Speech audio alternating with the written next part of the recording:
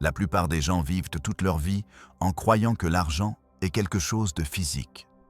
Des billets, des pièces, des chiffres sur un compte bancaire.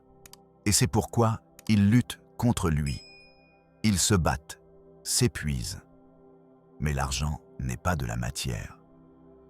L'argent est énergie. L'argent est vibration. L'argent est une fréquence qui existe dans l'univers, attendant d'être captée par ceux qui comprennent sa véritable nature. Pensez à la radio. En ce moment même, à cet instant précis, il y a des centaines de stations radio qui diffusent de la musique, des informations, des conversations, mais vous n'écoutez que la station sur laquelle vous êtes syntonisé. Les autres existent, elles sont là, mais vous ne les percevez pas. C'est exactement la même chose avec l'argent. L'abondance est ici, maintenant, tout autour de vous. Mais si votre fréquence interne est réglée sur la pénurie, sur la peur, sur le manque, vous ne percevrez jamais la richesse qui vous entoure. Et ce n'est pas un simple jeu de mots poétique, c'est de la science, c'est de la physique quantique. Tout dans l'univers vibre, votre corps vibre, vos pensées vibrent, vos émotions vibrent, et l'argent vibre également. Et lorsque votre vibration personnelle coïncide avec la vibration de l'argent, l'attraction devient inévitable, magnétique, automatique. Alors, quel est le secret? Les 7 étapes. 7 marches précises qui vous mèneront de là où vous êtes maintenant jusqu'à la maîtrise totale de l'énergie de l'argent. Peu importe si aujourd'hui vous avez 0 sur votre compte. Peu importe si vous avez échoué 1000 fois. Peu importe si vous avez été pauvre toute votre vie, car cela, c'est le passé. Et le passé n'a aucun pouvoir sur votre futur, à moins que vous ne lui en donniez. Ce que nous allons faire ensemble, c'est reprogrammer votre esprit. Nous allons nettoyer les fréquences déformées. Nous allons éliminer les croyances qui vous maintiennent attachés à la pénurie. Et nous allons installer en vous, étape par étape, le mental de millionnaire. Le mental qui attire l'argent sans effort. Le mental qui transforme chaque pensée en graine d'abondance. Êtes-vous prêt? Car je vous préviens, une fois que vous franchirez ce seuil, il n'y a pas de retour en arrière. Une fois que vous verrez la vérité, vous ne pourrez plus prétendre ne pas la connaître. Et cela signifie responsabilité. Cela signifie que vous ne pourrez plus blâmer l'économie, le gouvernement, votre famille, votre passé, car vous serez le créateur conscient de votre réalité financière. Avant de continuer, je veux que vous fassiez quelque chose. Écrivez dans les commentaires cette phrase. Je maîtrise l'énergie de l'argent. Écrivez-le. Ne réfléchissez pas. Faites-le simplement. Car cette simple action est le premier acte d'engagement envers vous-même. C'est la première déclaration à l'univers que vous êtes prêt à changer.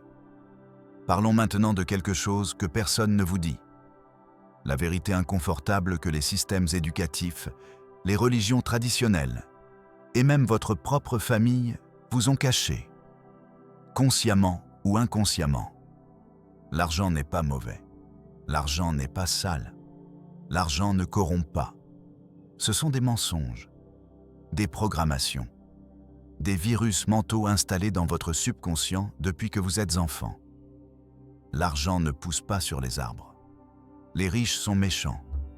Il est plus facile à un chameau de passer par le trou d'une aiguille qu'à un riche d'entrer dans le royaume des cieux.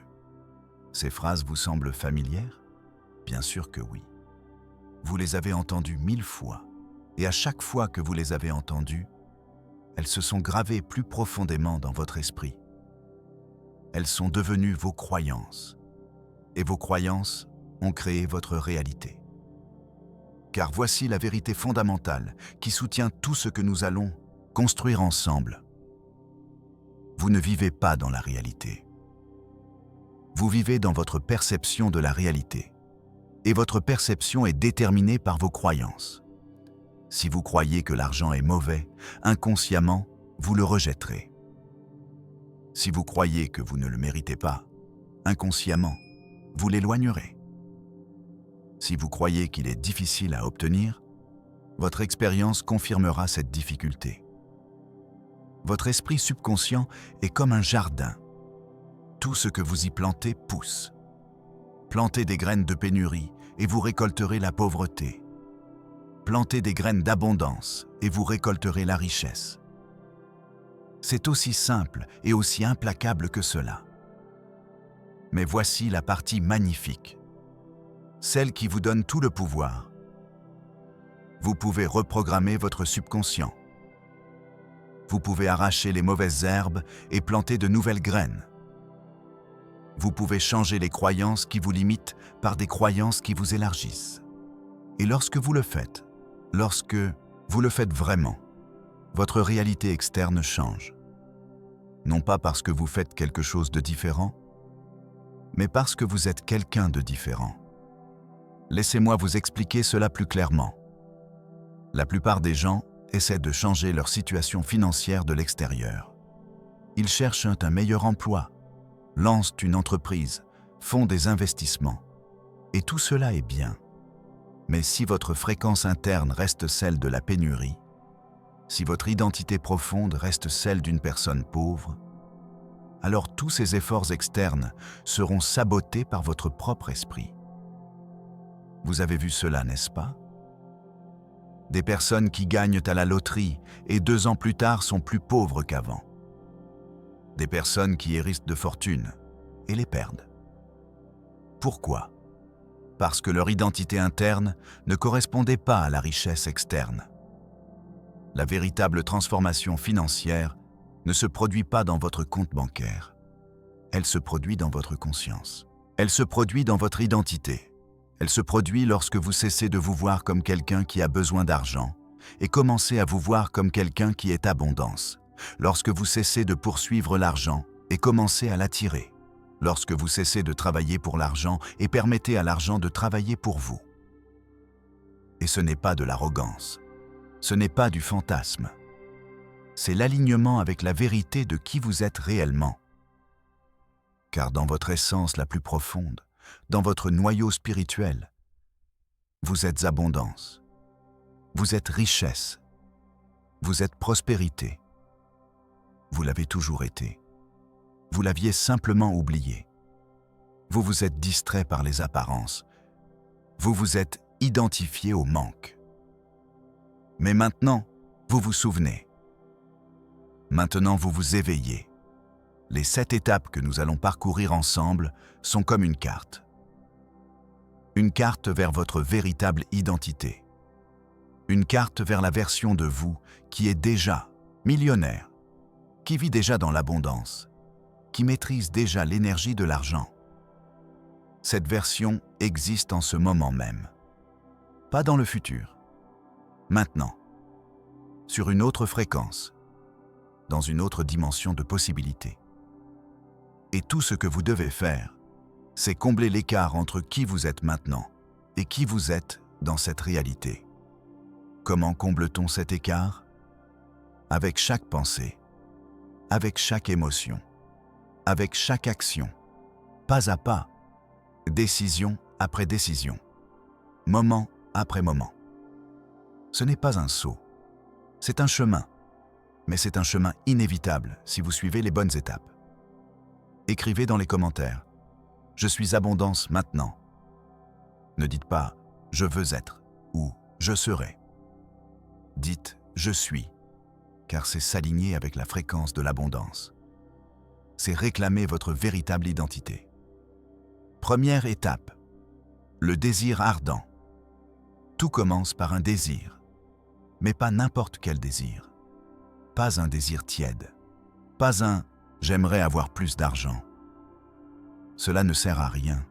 C'est un désir passif, un désir sans pouvoir. Ce dont vous avez besoin, c'est d'un désir ardent. Un désir qui vous empêche de dormir. Un désir qui vous fait vibrer. Un désir si intense, si clair, si vif, qu'il devient une obsession sacrée. Napoléon Hill l'a dit clairement. Toute réalisation commence par un désir ardent, pas par un espoir vague, pas par un « si seulement », mais par un feu intérieur qui consume tout le reste. Un feu qui vous lève le matin avec un but. Un feu qui vous maintient concentré quand les autres se distraient. Un feu qui vous pousse à travers les obstacles quand les autres abandonnent. Mais laissez-moi vous clarifier quelque chose de crucial. Ce désir ne peut pas venir de l'ego. Il ne peut pas venir de la cupidité. Il ne peut pas venir de la peur. Il doit venir de quelque chose de plus profond. Il doit venir de votre but, de votre mission, de votre désir de vous expanser, de grandir, de contribuer, de vivre votre potentiel maximum. Car l'argent qui vient de l'ego est de l'argent vide. L'argent qui vient du but est de l'argent qui multiplie les bénédictions. Alors, quel est votre désir? Ne me dites pas « je veux être riche ». C'est trop vague. Cela n'a pas de pouvoir. Vous devez être spécifique, exact. Vous devez pouvoir voir le montant exact d'argent. Vous devez pouvoir sentir ce que cela fait d'avoir cet argent. Vous devez pouvoir visualiser ce que vous ferez avec cet argent. Comment cela transformera-t-il votre vie? Comment vous transformera-t-il? Fermez les yeux un instant. Respirez. Et demandez-vous, combien d'argent est-ce que je veux? Pour quand le veux-je? Que ferai-je avec cet argent quand je l'aurai? Comment me sentirai-je? Comment ma vie changera-t-elle? Comment changerai-je? Ces questions ne sont pas anodines. Elles sont le fondement. Car sans clarté, il n'y a pas de pouvoir. Sans spécificité, il n'y a pas de manifestation. L'univers répond à la précision. Il répond à l'intention claire. Il répond au désir qui s'est transformé en décision. Et voici la clé. Lorsque votre désir est suffisamment fort, suffisamment clair, suffisamment intense, quelque chose change en vous. Vous cessez d'être la personne qui veut de l'argent. Vous devenez la personne qui a de l'argent. Votre fréquence change. Votre vibration s'élève. Et à ce moment-là, l'univers commence à se réorganiser pour vous apporter ce que vous désirez. Cela semble magique. Ce n'est pas de la magie. C'est une loi. La loi de l'attraction n'est pas un tour de passe-passe. C'est une loi universelle aussi réelle que la gravité. Tout comme la gravité attire les objets vers le centre de la Terre. La loi de l'attraction attire vers vous ce qui vibre à la même fréquence que vous. Si vous vibrez à la fréquence de la pénurie, vous attirez la pénurie. Si vous vibrez à la fréquence de l'abondance, vous attirez l'abondance. Mais la fréquence ne se change pas avec des mots vides. Elle ne se change pas en répétant des affirmations sans rien ressentir. Elle se change avec le désir ardent, avec l'émotion intense, avec la visualisation vivante, avec la décision inébranlable. Lorsque votre désir est si réel pour vous qu'il n'est plus un désir mais une certitude, c'est là que tout change. Pensez aux grands, aux millionnaires, aux milliardaires. Croyez-vous qu'ils ont commencé avec des doutes? Croyez-vous qu'ils ont commencé avec des espoirs tièdes? Non. Ils ont commencé avec une vision si claire qu'elle semblait être de la folie. Henry Ford voulait mettre une automobile dans chaque foyer quand les automobiles étaient des luxes pour riches. Steve Jobs voulait mettre un ordinateur dans chaque foyer quand les ordinateurs occupaient des bâtiments entiers. Jeff Bezos voulait créer le plus grand magasin du monde depuis un garage. Tous étaient fous jusqu'à ce qu'ils ne le soient plus. Quelle est votre folie? Quelle est cette vision qui vous semble impossible mais qui vous fait vibrer? C'est votre signal. C'est votre désir ardent. Ne l'ignorez pas. Ne le minimisez pas. Ne le cachez pas. Embrassez-le. Nourrissez-le. Laissez-le grandir. Car ce désir ne vient pas de vous. Il vient à travers vous. C'est l'univers qui vous appelle vers votre grandeur. Écrivez dans les commentaires quel est votre désir financier spécifique. N'ayez pas peur. Ne vous jugez pas. Écrivez-le simplement. Car en l'écrivant, vous le rendez réel. En le déclarant, vous l'ancrez dans cette dimension. En le partageant, vous lui donnez du pouvoir. Maintenant, le désir n'est que le début. C'est l'étincelle. Mais une étincelle sans combustible s'éteint. Et le combustible du désir, c'est la foi. Deuxième étape. La foi, foi absolue. Foi inébranlable. Foi qui n'a pas besoin de preuves, parce qu'elle est la preuve. Et c'est ici que la plupart des gens échouent. Ils ont le désir. Ils ressentent l'émotion initiale. Ils visualisent leur abondance. Mais au moment où ils regardent leur compte bancaire et voient les mêmes chiffres que d'habitude, ils doutent. Au moment où une facture inattendue arrive, ils s'effondrent. Au moment où quelqu'un leur dit qu'ils rêvent, ils abandonnent. Pourquoi ? Parce que leur foi est conditionnelle. Leur foi dépend des circonstances externes. Et ce n'est pas de la foi, c'est de l'espoir. Et l'espoir est faible. L'espoir attend des signaux. L'espoir a besoin de confirmation. La foi, en revanche, est la confirmation. La foi est le signal. Écoutez-moi bien. La foi n'est pas croire quand on voit. Ce n'est pas de la foi, c'est de l'observation. La foi, c'est voir parce qu'on croit. La foi, c'est savoir que votre désir est déjà une réalité dans le plan invisible et que ce n'est qu'une question de temps avant qu'il se manifeste dans le plan visible. La foi, c'est la certitude que l'univers a déjà répondu à votre appel et que ce que vous cherchez est déjà en chemin vers vous. Mais pour développer cette foi, vous devez comprendre quelque chose de fondamental. L'univers n'opère pas selon votre calendrier. L'univers opère en timing parfait. Parfois, ce que vous désirez arrive plus vite que prévu. Parfois, cela arrive plus lentement. Mais cela arrive toujours au moment exact où vous êtes prêt à le recevoir. Et voici la clé. La plupart des gens ne sont pas prêts. Non pas parce qu'ils ne le méritent pas, mais parce qu'ils n'ont pas construit l'identité qui peut soutenir cette abondance.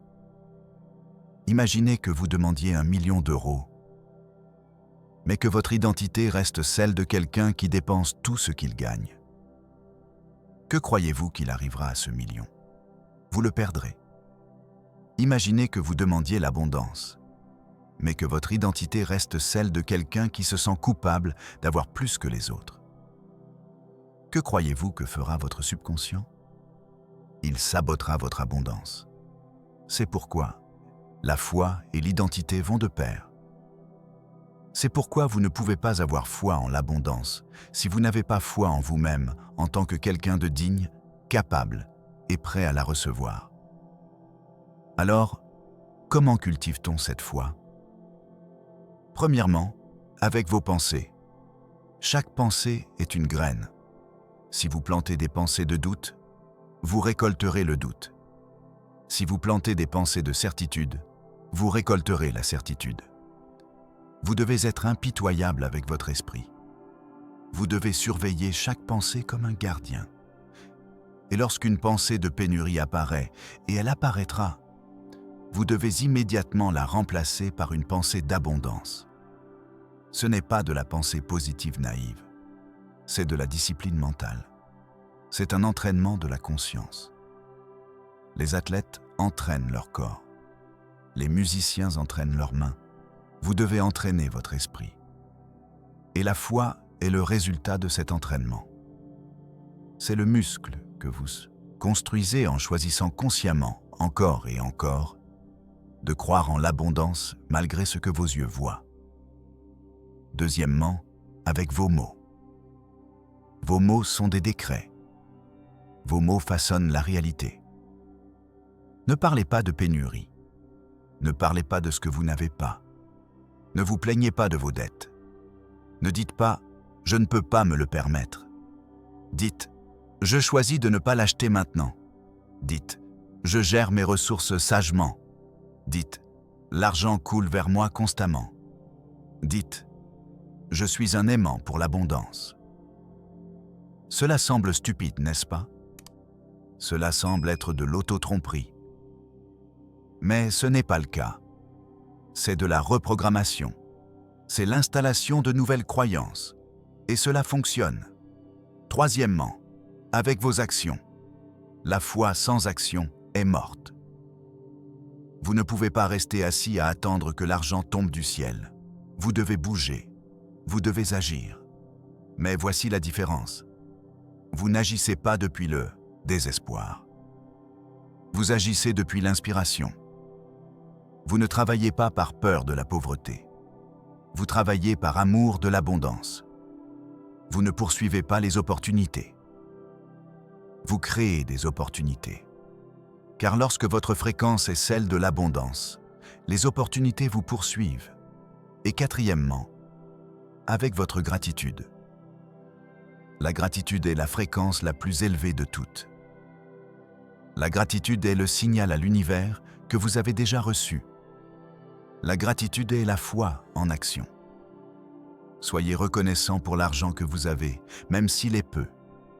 Soyez reconnaissant pour l'argent qui est en chemin. Soyez reconnaissant pour l'argent que vous ne pouvez pas encore voir. Car la gratitude active la loi de la multiplication. Ce pourquoi vous êtes reconnaissant se multiplie. Ce que vous célébrez s'expand. Écrivez dans les commentaires. J'ai une foi absolue en mon abondance. Ressentez-le pendant que vous l'écrivez. Laissez ces mots résonner dans votre être. Troisième étape. L'autosuggestion. Votre esprit subconscient est le jardin où se cultive votre réalité. Mais ce jardin ne distingue pas une bonne graine d'une mauvaise. Il ne distingue pas une vérité d'un mensonge. Il accepte simplement ce que vous y plantez et le fait pousser. Et l'outil le plus puissant pour planter dans votre subconscient s'appelle l'autosuggestion. L'autosuggestion est le processus d'influencer votre esprit subconscient à travers la répétition consciente de pensées, de mots et d'images. C'est se parler à soi-même de manière délibérée. C'est se programmer soi-même au lieu de laisser le monde vous programmer. C'est prendre le contrôle du récit interne qui dicte votre vie. Pensez à ceci. Depuis votre naissance, vous avez été programmé. Vos parents vous ont programmé avec leurs mots, leurs croyances, leurs peurs. L'école vous a programmé avec ses systèmes, ses limitations, son obéissance aveugle. La société vous a programmé avec ses actualités, sa publicité, ses standards de ce qui est possible. Et toute cette programmation s'est installée dans votre subconscient. Elle est devenue vos croyances automatiques. Elle est devenue votre identité. Mais voici la vérité libératrice. Ce qui a été programmé peut être reprogrammé. Et l'autosuggestion est l'outil de reprogrammation. C'est prendre le contrôle du clavier de votre esprit et écrire un nouveau code. Un code d'abondance. Un code de richesse. Un code de succès. Alors, comment pratique-t-on l'autosuggestion?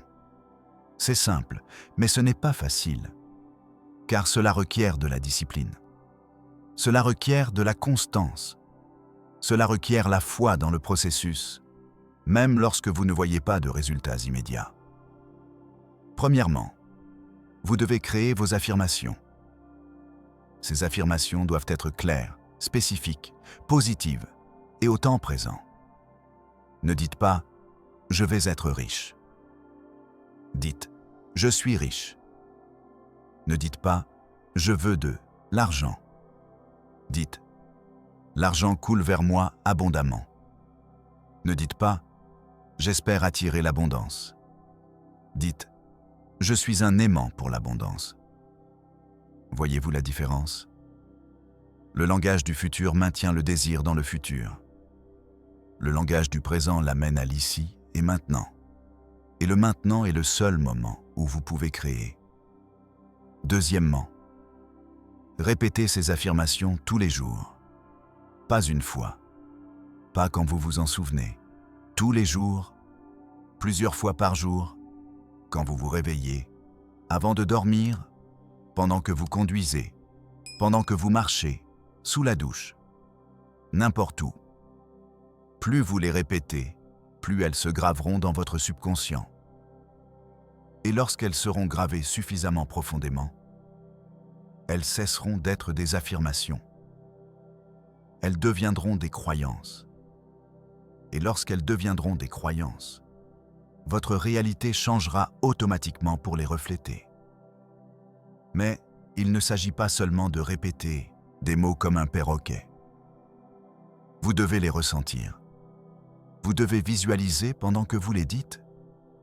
Vous devez vous connecter à l'émotion d'avoir déjà ce que vous affirmez. Car le subconscient ne répond pas aux mots vides. Il répond à l'émotion. Il répond à la vibration. Il répond au sentiment. Quand vous dites « je suis abondant », mais que vous vous sentez pauvre, votre subconscient enregistre le sentiment, pas les mots. C'est pourquoi vous devez aligner votre émotion avec votre affirmation. Et voici quelque chose de puissant. Écrivez vos affirmations. Mettez-les sur papier. Mettez-les sur votre téléphone. Mettez-les là où vous les verrez constamment. Sur votre miroir, sur votre réfrigérateur, sur votre bureau, sur l'écran de votre ordinateur. Entourez-vous de rappels constants de qui vous choisissez d'être. Car la bataille se gagne ou se perd dans les moments de distraction. Dans les moments où votre esprit revient à ses anciens schémas. Dans les moments où le doute murmure. C'est là que vous avez besoin de ces rappels pour vous ramener à votre nouvelle fréquence. Et il y a quelque chose de plus. Utilisez l'autosuggestion avant de dormir. C'est le moment le plus puissant de la journée. Car lorsque vous vous endormez, votre esprit conscient s'éteint et votre subconscient reste complètement exposé. C'est comme si la porte du jardin s'ouvrait en grand. Et la dernière chose à laquelle vous pensez avant de dormir est ce que votre subconscient traitera pendant toute la nuit. C'est ce qui se gravera le plus profondément. C'est pourquoi les maîtres ont toujours dit « Ne vous endormez jamais avec des pensées négatives. Ne vous endormez jamais avec des inquiétudes. Endormez-vous avec vos affirmations. Endormez-vous avec votre vision. Endormez-vous en ressentant que vous êtes déjà cette personne abondante que vous désirez être. Et lorsque vous vous réveillez, avant de vérifier votre téléphone, avant de penser à vos problèmes, avant que le monde n'envahisse votre esprit, répétez vos affirmations. Établissez la fréquence de la journée. Programmez votre état dès le premier moment. Car si vous ne le faites pas, le monde le fera pour vous. Et le monde est programmé sur la pénurie, sur la peur, sur la compétition. L'autosuggestion n'est pas de l'auto-tromperie, c'est de l'autodirection. C'est du leadership personnel. C'est prendre la responsabilité absolue du contenu de votre esprit. Et lorsque vous prenez cette responsabilité, lorsque vous devenez impitoyable avec ce que vous permettez dans votre jardin mental, votre vie extérieure n'a pas d'autre choix que de se transformer. Écrivez dans les commentaires votre affirmation la plus puissante, celle que vous ressentez dans votre cœur, celle qui vous fait vibrer. Partagez-la, car en la partageant, vous l'ancrez plus profondément dans votre être. Quatrième étape, la connaissance spécialisée. C'est ici que beaucoup de personnes spirituelles se perdent. Elles pensent que la loi de l'attraction fonctionne seule, qu'elles n'ont qu'à visualiser et affirmer et l'argent apparaîtra magiquement. Et lorsque cela ne se produit pas, elles sont déçues. Elles disent que la loi de l'attraction ne fonctionne pas. Mais ce n'est pas qu'elle ne fonctionne pas. C'est qu'elles n'ont compris que la moitié du processus. Voici la vérité. La loi de l'attraction vous amène les opportunités. Elle vous amène les idées. Elle vous amène les connexions. Elle vous amène les circonstances. Mais vous devez les saisir. Vous devez agir. Vous devez avoir la connaissance et les compétences pour transformer ces opportunités en résultats. Napoleon Hill l'a dit clairement. La connaissance est un pouvoir potentiel. Elle devient un pouvoir réel lorsqu'elle est organisée en plan d'action défini et dirigée vers une fin spécifique. Il ne suffit pas de savoir. Vous devez appliquer ce que vous savez. Et il ne suffit pas de savoir un peu de tout. Vous devez vous spécialiser. Vous devez devenir un expert en quelque chose que le monde valorise. Regardez autour de vous. Les riches ne sont pas riches par hasard. Ils sont riches parce qu'ils savent quelque chose que les autres ne savent pas, ou parce qu'ils font quelque chose que les autres ne peuvent pas faire, ou parce qu'ils résolvent un problème que les autres ne peuvent pas résoudre. Leur richesse est proportionnelle à la valeur qu'ils apportent au monde. Et cette valeur vient de la connaissance spécialisée. Alors, quelle est votre connaissance spécialisée? Dans quoi êtes-vous expert? Que pouvez-vous faire mieux que la plupart? Que savez-vous qui a de la valeur sur le marché? Si vous n'avez pas de réponse claire à ces questions, voilà votre travail. Voilà votre prochaine étape. Vous devez développer une connaissance spécialisée. Vous devez devenir quelqu'un de valable. Et je ne parle pas nécessairement de diplôme universitaire. Je parle de compétences réelles, de connaissances applicables, d'expériences pratiques. Vous pouvez apprendre plus sur Internet en 6 mois que ce que vous apprendriez en 4 ans d'université. Vous pouvez vous spécialiser en marketing digital, en vente, en programmation, en design, en rédaction, en production vidéo, en coaching, en consulting, en tout ce qui résout un problème réel pour des personnes réelles. Mais voici la clé. Votre connaissance spécialisée doit être alignée avec votre désir et votre but. N'apprenez pas quelque chose simplement parce que cela paie bien. Apprenez quelque chose qui vous passionne, quelque chose qui vous fascine, quelque chose qui vous consume. Car lorsque vous aimez ce que vous faites, lorsque cela vous fascine, lorsque cela vous consume, vous ne travaillez pas. Vous vivez votre but. Et lorsque vous vivez votre but, l'argent n'est qu'un sous-produit naturel de votre contribution. Et il y a quelque chose de plus. La connaissance spécialisée n'est pas statique. Ce n'est pas quelque chose que vous apprenez une fois et c'est terminé. Le monde change. Les technologies changent. Les marchés changent. C'est pourquoi vous devez être un étudiant perpétuel. Vous devez être en apprentissage constant. Vous devez investir en vous-même plus que dans n'importe quoi d'autre. Livres, cours, séminaires, mentors. Tout cela est un investissement dans votre actif le plus précieux, vous. Et lorsque vous avez une connaissance spécialisée, lorsque vous êtes vraiment bon dans quelque chose de magique se produit. Vous cessez de chercher de l'argent. L'argent vous cherche. Vous cessez de mendier des opportunités. Les opportunités vous cherchent. Vous cessez de concourir. Vous devenez incomparable. Car personne ne peut offrir exactement ce que vous offrez. Personne ne peut apporter exactement la valeur que vous apportez. Mais la connaissance seule ne suffit pas. Vous devez la partager. Vous devez la mettre dans le monde. Vous devez l'utiliser pour servir. Car l'argent coule vers ceux qui servent. L'argent est un remerciement. C'est une énergie d'échange. Vous apportez de la valeur. Le monde vous récompense avec de l'argent. C'est aussi simple que cela. Plus vous apportez de valeur, plus vous recevez d'argent. Plus vous servez de gens, plus vous devenez abondant. Alors, demandez-vous, quelle connaissance spécialisée puis-je développer qui me passionne et qui apporte de la valeur au monde? Quel problème puis-je résoudre mieux que quiconque?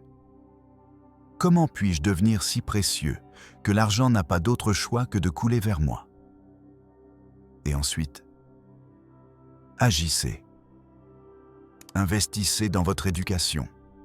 Investissez dans votre développement. Investissez pour devenir excellent. N'attendez pas de vous sentir prêt. N'attendez pas d'avoir toutes les réponses. Commencez où vous êtes. Apprenez en avançant. Perfectionnez en pratiquant, car la perfection n'est pas le point de départ. C'est le résultat de l'engagement dans la croissance constante. Écrivez dans les commentaires dans quel domaine vous vous spécialiserez pour créer une valeur massive. Soyez spécifique. Rendez-le réel. Engagez-vous publiquement, car cet engagement public active votre responsabilité. Et la responsabilité active l'action. 5e étape. L'imagination organisée. L'imagination est l'atelier où se conçoivent tous les plans. C'est le laboratoire où se créent les idées. C'est l'espace sacré où l'invisible devient visible. Sans imagination, vous êtes condamné à répéter le passé. Avec l'imagination, vous pouvez créer n'importe quel futur que vous désirez. Mais je ne parle pas de rêvasser. Je ne parle pas de fantaisies évasives. Je parle d'imagination organisée. Imagination avec un but. Imagination dirigée vers la création de plans concrets qui transforment votre désir en réalité. Il y a 2 types d'imagination. L'imagination synthétique et l'imagination créative. L'imagination synthétique prend des idées existantes, des concepts connus, des expériences passées, et les combine de nouvelles façons. C'est de la réorganisation, c'est de l'innovation incrémentale. La plupart des entreprises à succès utilisent ce type d'imagination. Elles prennent quelque chose qui existe déjà et l'améliorent, l'adaptent, le raffinent. L'imagination créative, en revanche, se connecte à quelque chose de plus profond. Elle se connecte à l'intelligence infinie de l'univers. Elle apporte des idées complètement nouvelles, des idées qui n'ont jamais existé auparavant. C'est l'imagination des génies, des inventeurs, des visionnaires. C'est l'imagination qui crée des industries entières à partir de rien. Vous avez accès aux 2 types d'imagination et vous devez utiliser les 2.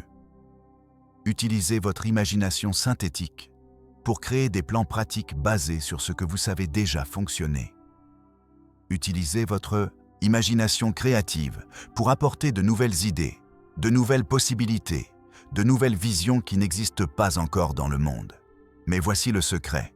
L'imagination fonctionne mieux quand elle est détendue. Quand vous êtes tendu, quand vous êtes anxieux, quand vous êtes désespéré, votre imagination se bloque. Votre esprit se contracte. Votre créativité s'éteint. C'est pourquoi les grandes découvertes viennent souvent dans des moments de relaxation. Sous la douche, en promenade, avant de dormir, dans des états de méditation. Car dans ces moments, votre esprit conscient se relaxe et votre subconscient peut travailler librement. Alors, créez des espaces de silence. Créez des moments de quiétude. Vous ne pouvez pas recevoir de nouvelles idées si votre esprit est toujours occupé. Vous ne pouvez pas écouter le guidage de l'univers si vous êtes toujours dans le bruit. Éteignez votre téléphone. Éteignez les distractions. Asseyez-vous en silence, respirez. Et demandez à l'univers, quelle est ma prochaine étape? Comment puis-je créer plus de valeur? Comment puis-je mieux servir? Et ensuite, attendez, écoutez, et ayez confiance que la réponse viendra. Et lorsqu'une idée vient, lorsque vous ressentez cette impulsion, lorsque vous voyez cette vision dans votre esprit, écrivez-la immédiatement. Ne faites pas confiance à votre mémoire. Écrivez-la, dessinez-la, capturez-la.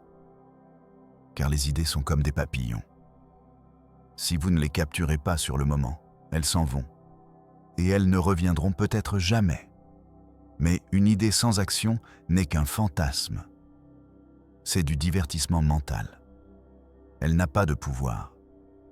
Le pouvoir vient lorsque vous prenez cette idée et l'organisez en plan, lorsque vous la décomposez en étapes spécifiques, lorsque vous assignez des responsabilités, lorsque vous établissez des dates limites, lorsque vous la transformez en quelque chose de tangible, mesurable, exécutable. C'est ici que la plupart des gens échouent. Ils ont de grandes idées, ils s'excitent, ils visualisent, mais ils ne les ancrent jamais. Ils ne les transforment jamais en plan réel. Et sans plan, une idée est impuissante. Avec un plan, une idée peut changer le monde, peut changer votre monde. Alors, prenez votre désir, ce désir ardent que vous avez défini au début, et demandez-vous, quel est le plan spécifique pour réaliser ce désir? Quelles étapes dois-je prendre? Dans quel ordre? Quelles ressources ai-je besoin? Quelles connaissances dois-je acquérir? Quelles personnes dois-je rencontrer? Quels obstacles puis-je anticiper? Comment les surmonterai-je? Écrivez votre plan. Rendez-le détaillé. Rendez-le clair. Et ensuite, et c'est crucial, montrez-le à quelqu'un en qui vous avez confiance. Quelqu'un qui a du succès. Quelqu'un qui pense grand. Quelqu'un qui vous défiera et vous soutiendra en même temps. Car le feedback externe raffine votre plan. Il vous montre les angles morts. Il vous donne des perspectives que vous n'aviez pas considérées. Et souvenez-vous, votre plan n'a pas besoin d'être parfait. En fait, il ne sera jamais parfait. Car la perfection est l'ennemi de l'action. Votre plan doit seulement être assez bon pour commencer. Et ensuite, vous l'ajustez en chemin. Vous l'améliorez avec l'expérience. Vous le raffinez avec l'apprentissage. Vous le perfectionnez avec la pratique. L'imagination organisée est le pont entre votre vision et votre réalité. C'est ce qui transforme vos rêves en réalisation. C'est ce qui transforme votre potentiel en résultat. Utilisez-la. Cultivez-la. Ayez confiance en elle. Car en vous, il y a un génie qui attend d'être libéré, qui attend d'être exprimé, qui attend de créer quelque chose d'extraordinaire. Écrivez dans les commentaires. Mon imagination crée ma réalité. Ressentez le pouvoir de ces mots. Laissez-les résonner dans votre être. Car c'est la vérité. 6e étape. La décision ferme. Voici une vérité que peu comprennent. La pauvreté est une décision. La richesse est une décision. Ce ne sont pas des circonstances. Ce n'est pas de la chance. Ce ne sont pas des accidents. Ce sont le résultat de décisions que vous prenez ou que vous ne prenez pas. Et la différence entre les personnes qui réussissent et celles qui échouent se résume à un mot. Décision. Les personnes qui réussissent prennent des décisions rapidement et les changent lentement. Les personnes qui échouent prennent des décisions lentement et les changent rapidement. Les personnes qui réussissent savent ce qu'elles veulent et vont le chercher sans hésiter. Les personnes qui échouent doutent, reportent, attendent de plus d'informations, cherchent plus de sécurité. Et dans le processus, l'opportunité leur échappe. Pourquoi? Parce que chaque moment d'indécision est un moment de perte. Chaque jour qui passe sans décider est un jour où l'univers ne peut pas vous aider. Car l'univers répond à la clarté, il répond à la détermination, il répond à la décision. Mais il ne peut pas répondre au doute, il ne peut pas répondre à la confusion, il ne peut pas répondre à l'indécision. Pensez à ceci. Lorsque vous décidez fermement, lorsque vous vous engagez complètement, quelque chose de magique se produit. Votre cerveau se concentre. Votre énergie s'aligne. Vos actions deviennent cohérentes et l'univers, comme répondant à votre signal, commence à bouger les choses en votre faveur. Des coïncidences se produisent. Des opportunités apparaissent. Les bonnes personnes croisent votre chemin. les ressources se matérialisent. Tout cela parce que vous avez décidé. Mais la décision doit être ferme. Elle ne peut pas être « je vais essayer ». Essayer, c'est douter. Essayer, c'est se préparer à l'échec. Essayer, c'est se laisser une porte de sortie. Je le ferai est différent. Je le ferai, c'est l'engagement. Je le ferai, c'est la déclaration. Je le ferai, c'est brûler les ponts. Pas de plan B, pas de filet de sécurité, seulement un chemin vers l'avant. Et oui, cela fait peur. Décider signifie renoncer aux autres options. Cela signifie parier sur un chemin. Cela signifie prendre des risques.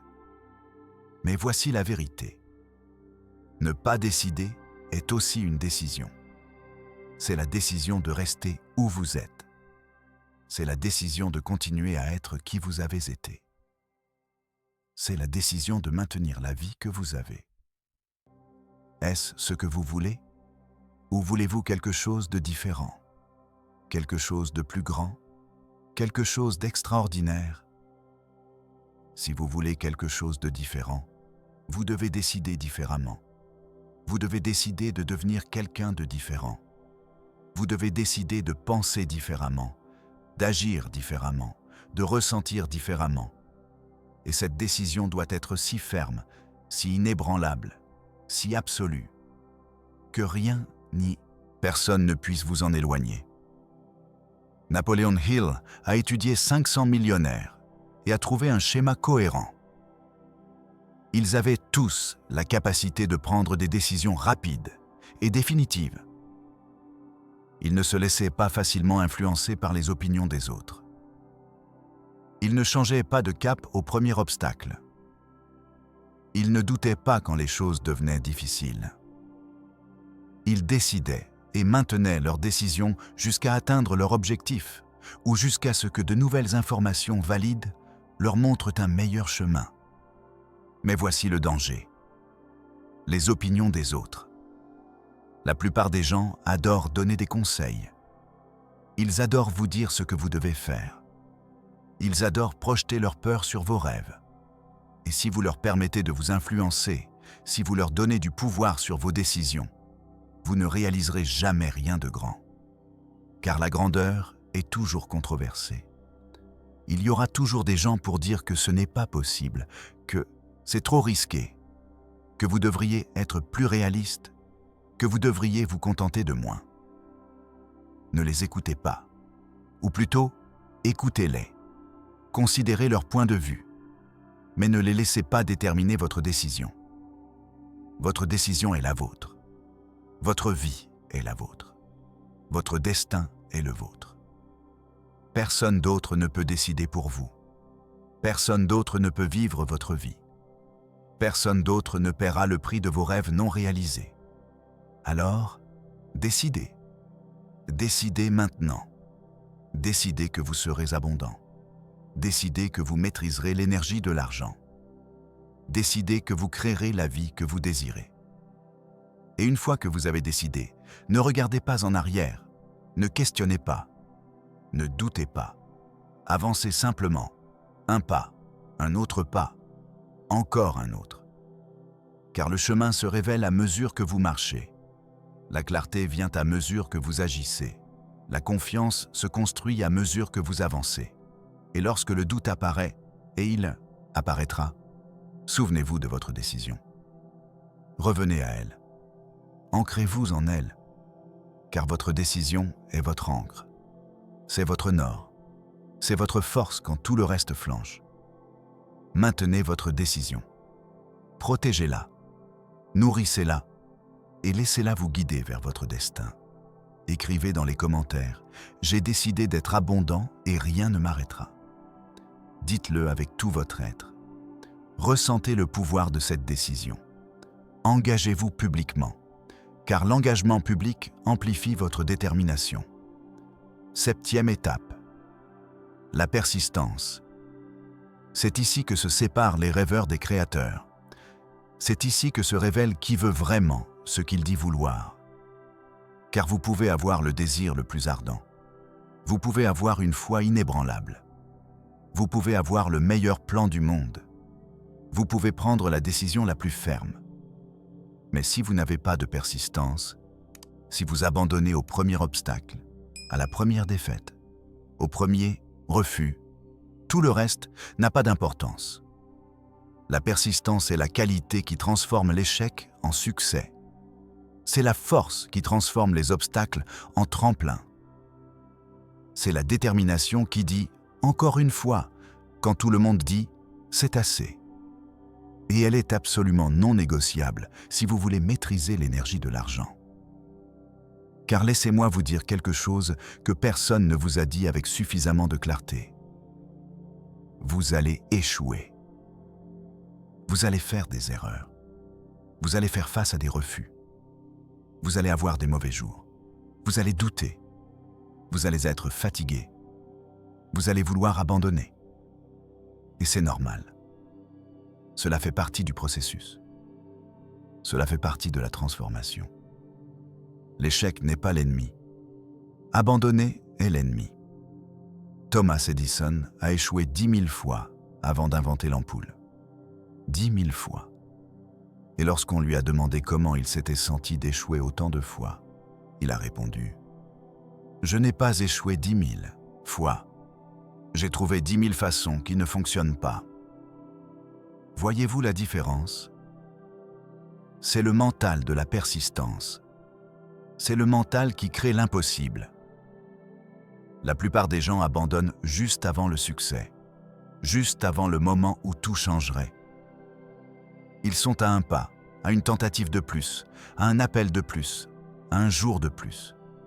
Mais ils abandonnent. Et ils ne sauront jamais à quel point ils étaient martes proches. Quelle tragédie, quel gaspillage, quelle perte inutile. Alors, comment cultive-t-on la persistance? Premièrement, reconnaissez que c'est un choix. La persistance n'est pas un trait de personnalité avec lequel on naît. C'est un choix que vous faites moment après moment. C'est se relever une fois de plus que vous ne tombez. C'est essayer une fois de plus que vous n'échouez. C'est croire une fois de plus que vous ne doutez. Deuxièmement, connectez votre persistance à votre pourquoi. Si votre désir est superficiel, votre persistance sera faible.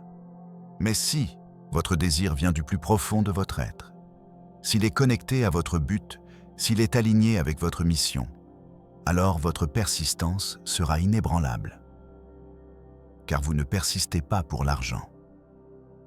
Vous persistez pour qui vous devenez dans le processus. Vous persistez pour l'impact que vous créerez.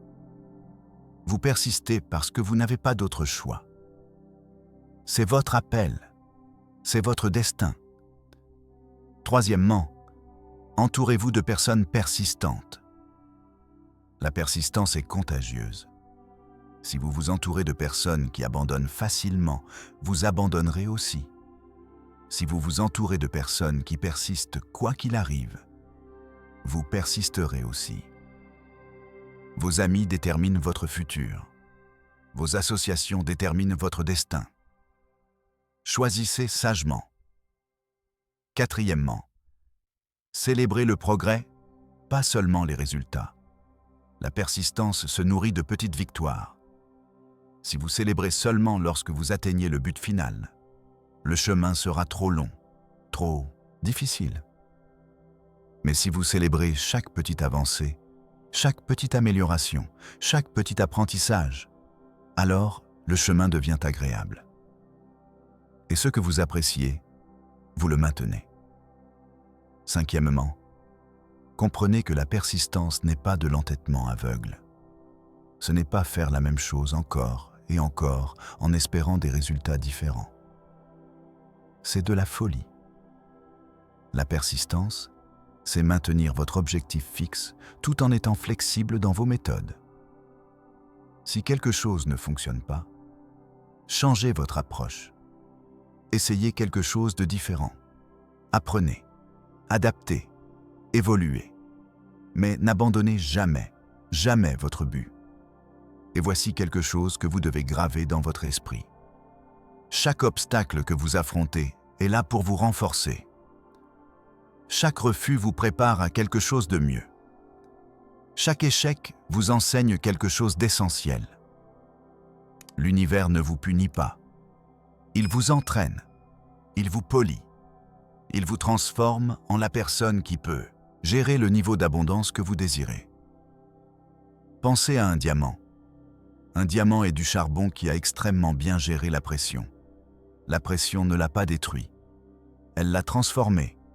Elle l'a rendu précieux. C'est la même chose pour vous.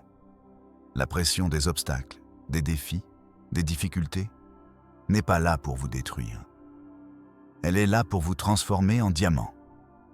Alors, lorsque vous affrontez un obstacle, ne demandez pas « Pourquoi cela m'arrive ?» Demandez « Pourquoi cela m'arrive ? Qu'est-ce que j'apprends ? Comment cela me renforce-t-il ? Quelles compétences suis-je en train de développer ? Quelles croyances limitantes suis-je en train de surmonter ? Car il y a une raison. Il y a toujours une raison. Et lorsque vous trouvez cette raison, l'obstacle cesse d'être un problème et devient un maître. La persistance n'est pas de la souffrance. Ce n'est pas forcer. Ce n'est pas lutter contre le courant. La persistance, c'est couler avec un but. C'est continuer à avancer même quand vous ne voyez pas le chemin complet. C'est avoir confiance dans le processus même quand les résultats tardent. C'est savoir que chaque pas, même ceux qui semblent en arrière, vous mènent exactement là où vous devez être. Écrivez dans les commentaires « Je persiste car mon succès est inévitable ». Faites-en une conviction. Laissez ces mots devenir votre mantra, votre vérité inébranlable. L'intégration. Vivre les 7 étapes. Maintenant que vous avez compris les 7 étapes, vous devez comprendre quelque chose de fondamental. Ces étapes ne sont pas linéaires. Elles ne sont pas un escalier que vous montez une seule fois. Elles sont un cycle. Elles sont une spirale. Elles sont un processus continu de raffinement, d'approfondissement, d'expansion. Chaque jour, vous revenez à votre désir. Vous le ressentez. Vous le ravivez. Vous le maintenez vivant. Chaque jour, vous renforcez votre foi. Vous la nourrissez. Vous la protégez des doutes. Chaque jour, vous pratiquez l'autosuggestion. Vous reprogrammez votre esprit. Vous installez de nouvelles croyances. Chaque jour, vous élargissez votre connaissance. Vous apprenez. Vous grandissez. Vous devenez plus précieux. Chaque jour, vous utilisez votre imagination. Vous créez. Vous planifiez. Vous innovez. Chaque jour, vous renforcez votre décision. Vous vous engagez à nouveau. Vous vous ancrez dans votre but. Chaque jour, vous exercez votre persistance. Vous faites un pas de plus. Vous surmontez un obstacle de plus. Vous apprenez une leçon de plus. C'est le travail. Ce n'est pas un événement. C'est un style de vie. C'est une pratique. C'est une discipline. Et comme toute discipline, elle devient plus facile avec le temps. Elle devient naturelle. Elle devient partie de qui vous êtes. Votre relation émotionnelle avec l'argent détermine si l'argent veut rester avec vous ou s'éloigner de vous. Réfléchissez de cette manière. Imaginez que l'argent est une personne. Si à chaque fois que cette personne vient vous rendre visite, vous êtes stressé, anxieux, crispé, désespéré, cette personne voudra-t-elle rester? Non, elle partira. Elle voudra être là où elle se sent bienvenue, appréciée, célébrée. Mais si à chaque fois que l'argent vient à vous, vous le recevez avec joie, vous le remerciez, vous l'utilisez sagement, vous le faites circuler avec générosité, vous le respectez, alors l'argent voudra rester, voudra se multiplier, voudra amener ses amis parce qu'il se sent bien dans votre énergie. Alors, examinez votre relation avec l'argent. Quand vous pensez à l'argent, que ressentez-vous? Si vous ressentez de la contraction, du stress, de l'anxiété, de la peur, alors votre relation est toxique et doit être guéri. Si vous ressentez de l'expansion, de la gratitude, de l'enthousiasme, de la confiance, alors votre relation est saine et doit simplement s'approfondir. Comment guérir votre relation avec l'argent? Premièrement, pardonnez. Pardonnez à l'argent pour les fois où il n'était pas là quand vous en aviez besoin. Parce que la vérité est que ce n'était pas l'argent. C'était vous, ne sachant pas comment l'attirer. Pardonnez aux personnes qui vous ont enseigné des choses négatives sur l'argent. Pardonnez à votre famille pour ses programmations limitantes. Pardonnez à la société pour ses mensonges sur la richesse. Et pardonnez-vous pour vos erreurs financières du passé. Le pardon libère l'énergie. Le ressentiment la bloque. Tant que vous porterez du ressentiment envers l'argent, envers les riches, envers vos erreurs passées, vous bloquerez le flux. Mais quand vous pardonnez, quand vous libérez, quand vous lâchez le passé, vous créez de l'espace pour que le nouveau entre. Deuxièmement, bénissez l'argent. Chaque fois que vous manipulez de l'argent, bénissez-le. Quand vous recevez de l'argent, dites merci. Tu es bienvenu, je t'honore, je te respecte. Quand vous dépensez de l'argent, dites « je te libère avec amour ». Circule, multiplie-toi, reviens à moi augmenté. Quand vous voyez de l'argent chez les autres, dites « je célèbre ta présence ». Comme c'est beau de te voir circuler. Cette pratique change instantanément votre fréquence de pénurie à abondance. Troisièmement, prenez soin de votre argent. Organisez vos finances. Sachez exactement combien vous avez, combien vous devez, combien entre, combien sort. L'ignorance n'est pas l'abondance. L'ignorance est l'irresponsabilité.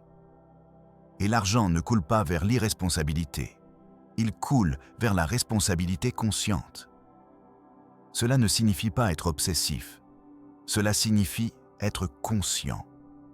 Cela signifie honorer l'argent que vous avez en tenant un registre, en faisant un budget, en prenant des décisions éclairées. Parce que quand vous honorez le peu que vous avez, l'univers vous fait confiance avec plus. Quatrièmement, investissez en vous-même. C'est l'investissement le plus rentable que vous ferez jamais. N'attendez pas d'avoir plus d'argent pour investir dans votre éducation, dans votre santé, dans votre développement personnel. Investissez maintenant. Achetez ce livre, suivez ce cours, engagez ce coach. Parce que chaque investissement en vous est une déclaration à l'univers. Je vaux la peine. Je crois en moi. Je suis engagé dans ma croissance. Et l'univers répond, si tu crois en toi, moi aussi. Cinquièmement, épargnez et investissez sagement. Tout ce que vous gagnez ne doit pas être dépensé. Une partie doit être mise de côté pour l'avenir, pour les urgences, pour les investissements, pour créer une richesse qui travaille pour vous pendant que vous dormez. Parce que l'argent que vous épargnez est une graine, l'argent que vous investissez est un arbre. Et les arbres donnent des fruits année après année. Mais n'épargnez pas par peur, n'accumulez pas par pénurie, épargnez par sagesse. Épargnez parce que vous comprenez que vous créez la liberté financière. Vous construisez un avenir où vos décisions ne sont pas dictées par le besoin, mais par le choix. Vous créez un coussin qui vous permet de prendre des risques intelligents, de poursuivre des opportunités, de vivre avec la paix de l'esprit. Et quand vous investissez, investissez dans des choses que vous comprenez. Ne poursuivez pas les schémas d'enrichissement rapide. Ne tombez pas dans les promesses de rendement garanti sans effort. C'est de l'énergie de pénurie déguisée en opportunité. La vraie richesse se construit avec la connaissance, la patience, la stratégie. Elle se construit en investissant dans des actifs réels, entreprises, propriétés, compétences, relations. Votre relation avec l'argent est comme n'importe quelle relation. Elle nécessite de l'attention, du respect, de la communication, du soin. Et quand vous cultivez une relation saine avec l'argent, l'argent cultive une relation saine avec vous. Il reste, grandit, se multiplie et vous sert comme le bel outil qu'il est destiné à être. Écrivez dans les commentaires. J'aime et respecte l'argent et l'argent m'aime et me respecte. Ressentez la vérité de cette déclaration. Parce que quand la relation est d'amour mutuel, l'abondance est inévitable. Maintenant, je veux vous parler d'un secret que les millionnaires connaissent, mais qu'ils partagent rarement. Le pouvoir de l'environnement. Votre environnement vous façonne plus que vous ne l'imaginez. Votre environnement inclut les personnes avec qui vous passez du temps, les lieux où vous passez du temps, le contenu que vous consommez, les conversations que vous avez, même les objets qui vous entourent. Jim Rohn a dit « Vous êtes la moyenne des 5 personnes avec qui vous passez le plus de temps. » Ce n'est pas juste une belle phrase. C'est une vérité profonde. Parce que les personnes autour de vous influencent vos pensées, vos croyances, vos standards, vos habitudes, vos décisions. Et vos décisions déterminent votre destin. Regardez autour de vous. Qui sont les 5 personnes avec qui vous passez le plus de temps? Sont-ce des personnes qui réussissent? Sont-ce des personnes qui pensent en grand? Sont-ce des personnes qui vous inspirent, vous défient, vous élèvent? Ou sont-ce des personnes qui se plaignent constamment? Des personnes qui justifient leur médiocrité? Des personnes qui critiquent ceux qui réussissent? Des personnes qui vous maintiennent petits parce que votre croissance les met mal à l'aise? Ce n'est pas un jugement, c'est une observation. Parce que toutes les personnes que vous aimez ne sont pas bonnes pour votre croissance. Et toutes les personnes qui vous aiment ne veulent pas vous voir grandir. Certaines personnes vous aimeront tant que vous restez à leur niveau. Mais quand vous commencerez à vous élever, quand vous commencerez à vous transformer, elles se sentiront menacées et consciemment ou inconsciemment essayeront de vous rabaisser. Alors, vous devez prendre des décisions difficiles. Vous devez créer de l'espace. Cela ne signifie pas que vous soyez cruel, cela signifie que vous soyez sage. Vous pouvez aimer des personnes à distance. Vous pouvez leur souhaiter du bien sans passer du temps avec elles. Parce que votre vie est votre responsabilité. Votre croissance est votre priorité. Et si quelqu'un ne soutient pas votre évolution, il ne peut pas avoir un accès proche à votre énergie. Au lieu de cela, cherchez des personnes qui sont déjà là où vous voulez être. Des personnes qui maîtrisent déjà l'énergie de l'argent. Des personnes qui vivent déjà dans l'abondance.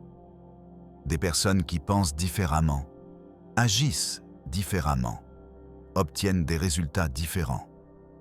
Et trouvez des moyens d'être en leur présence. Rejoignez leur cercle, assistez à leurs événements, lisez leurs livres, écoutez leurs podcasts, engagez leurs services.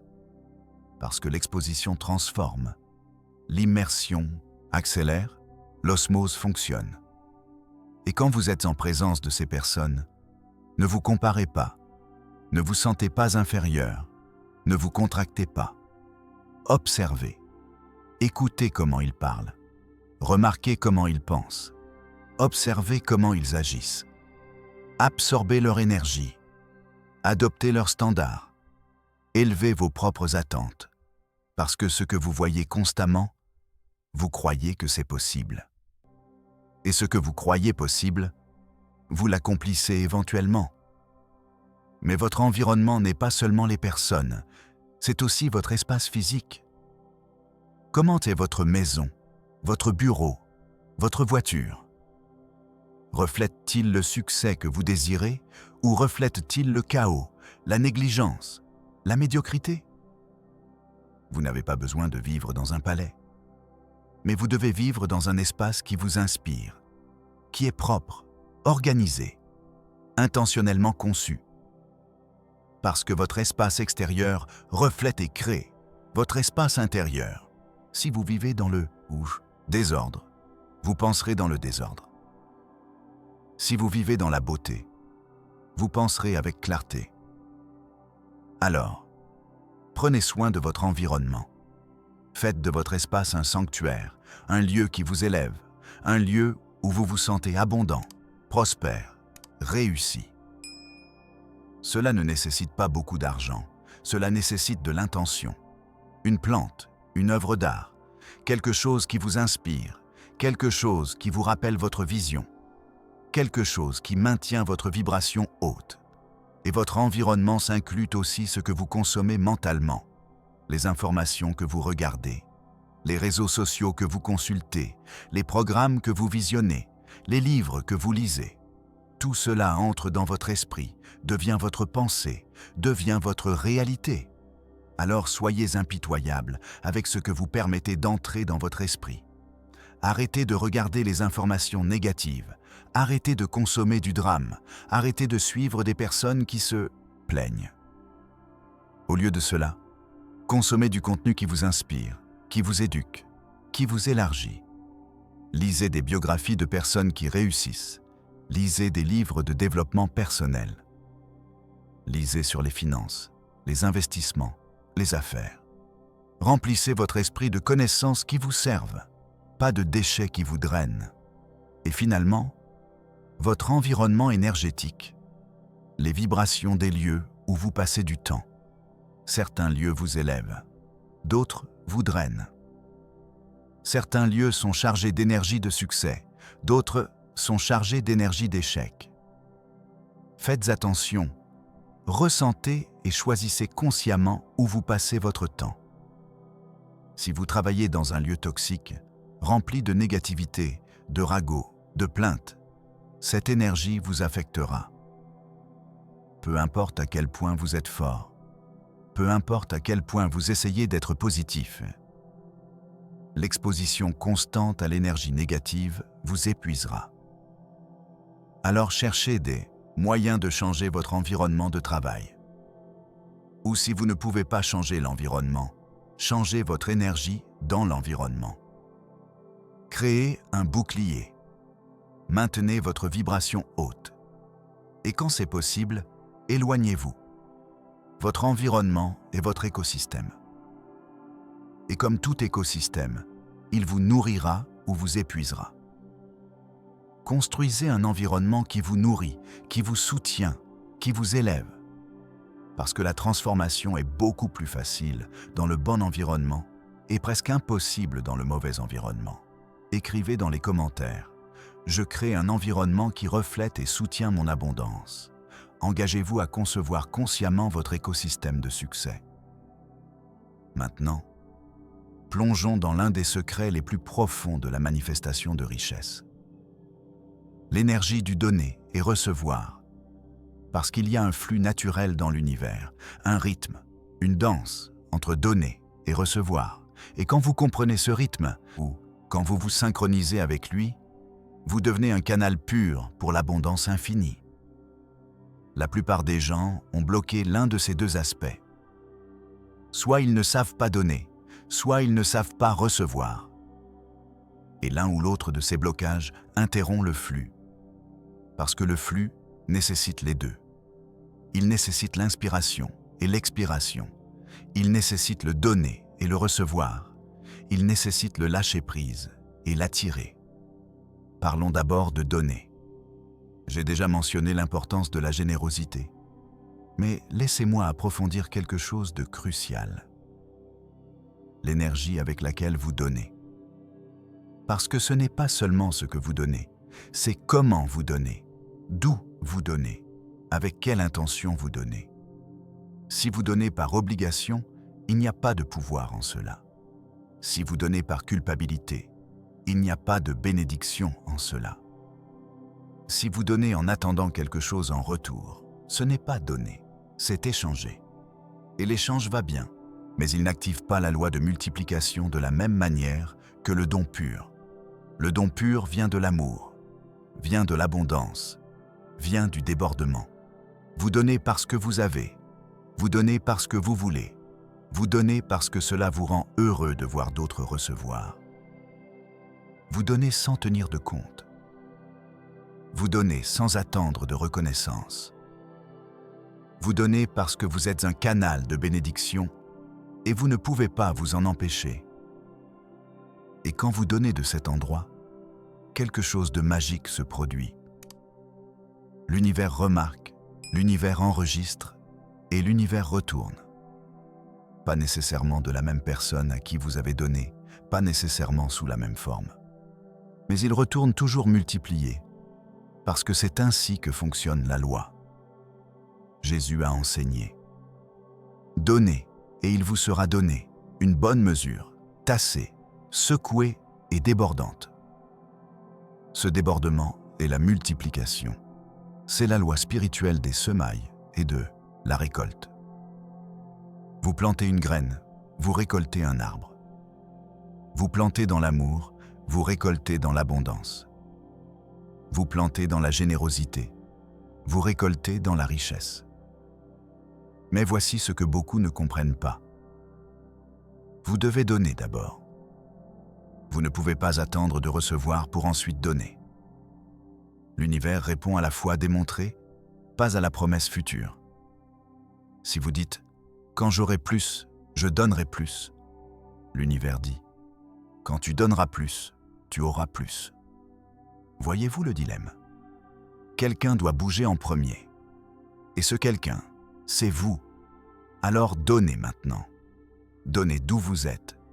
Donnez ce que vous avez. N'attendez pas d'être millionnaire pour être généreux. Soyez généreux maintenant et vous deviendrez millionnaire. Parce que la générosité n'est pas le résultat de l'abondance. La générosité est la cause de l'abondance. Et il y a quelque chose de plus. Quand vous donnez, vous ne bénissez pas seulement celui qui reçoit, vous vous bénissez vous-même. Parce que l'acte de donner programme votre subconscient avec la croyance. J'ai assez pour partager. Et cette croyance crée la réalité d'avoir assez, toujours sans faute. Maintenant, l'autre côté du flux, recevoir.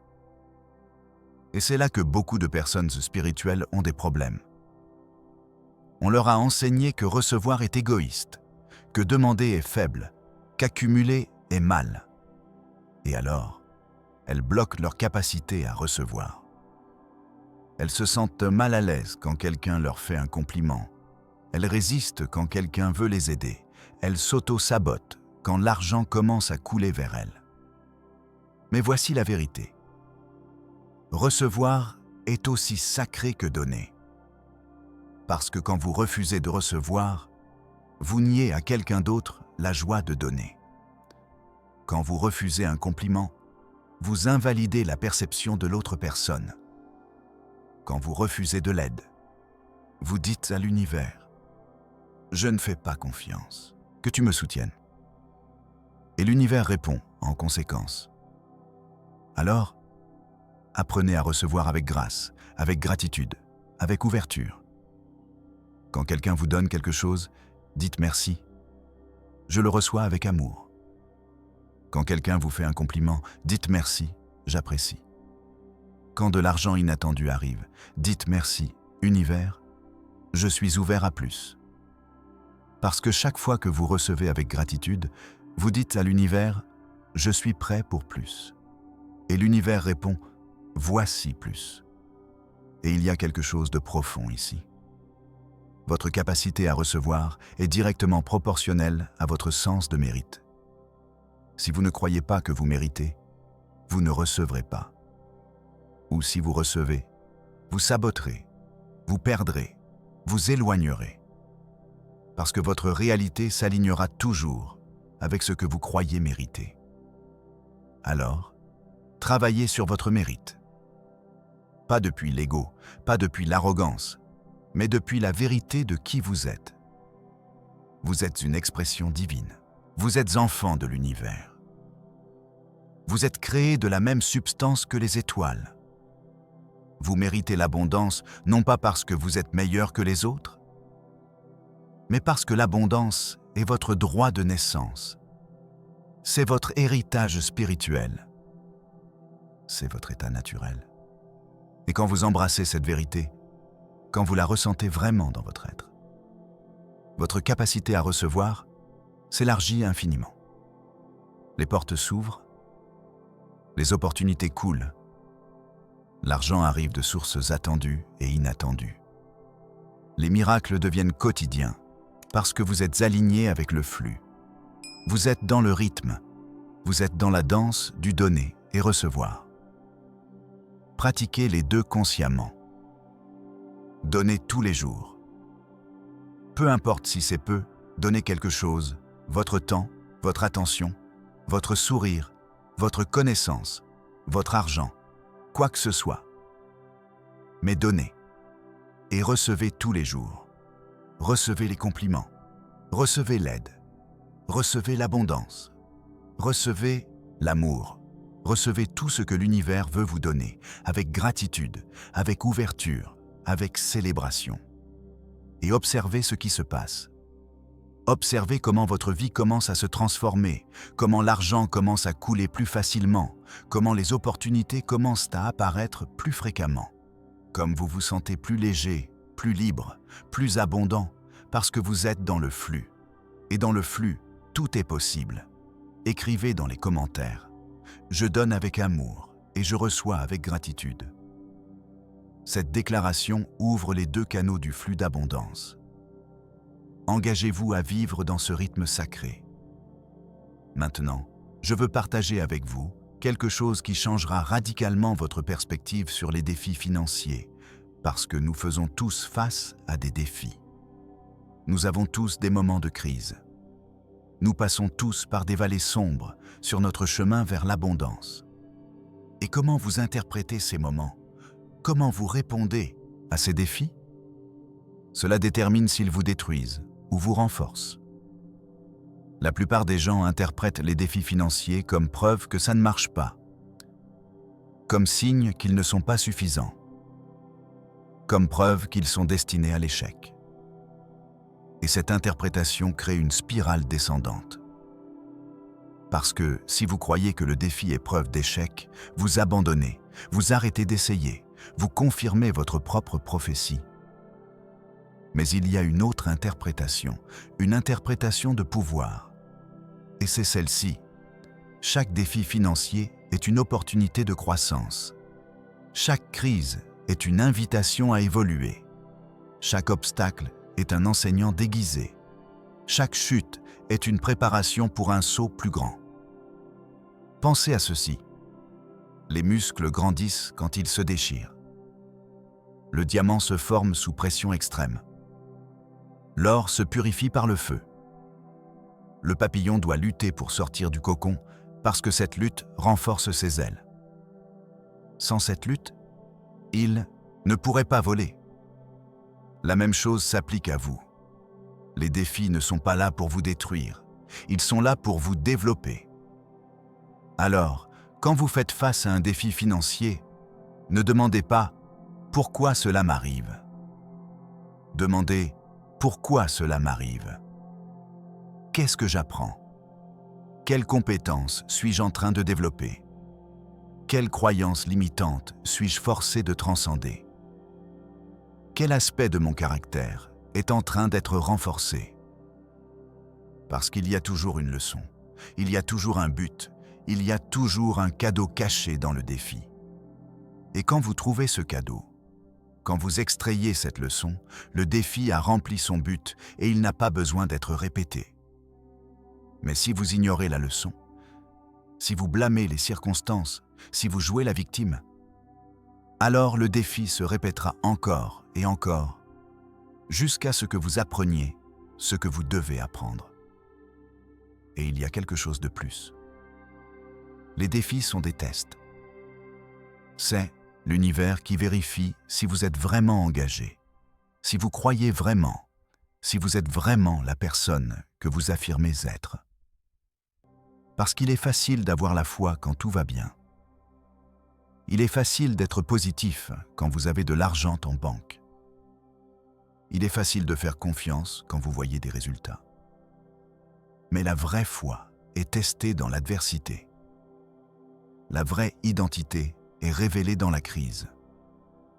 La vraie force est démontrée dans les moments sombres. Alors, les défis sont des opportunités de prouver votre nouvelle identité, de démontrer votre nouvelle mentalité, de prouver que vous avez vraiment changé. Et voici le secret. Si vous maintenez votre vibration haute pendant le défi, si vous maintenez votre foi pendant la tempête, si vous maintenez votre gratitude pendant la crise, alors vous avez passé le test. Et l'univers répond, pas immédiatement toujours, mais inévitablement, avec une vague d'abondance qui compense largement le défi que vous avez affronté. J'ai vu cela encore et encore. Des personnes qui font face à leur plus grande crise financière, qui perdent tout, qui touchent le fond, mais au lieu d'abandonner, au lieu de s'aigrir, au lieu de se victimiser, elles restent fermes dans leur foi. Elles restent engagées dans leur vision. Elles restent en action alignées. Et après la nuit la plus sombre, elles vivent l'aube la plus brillante.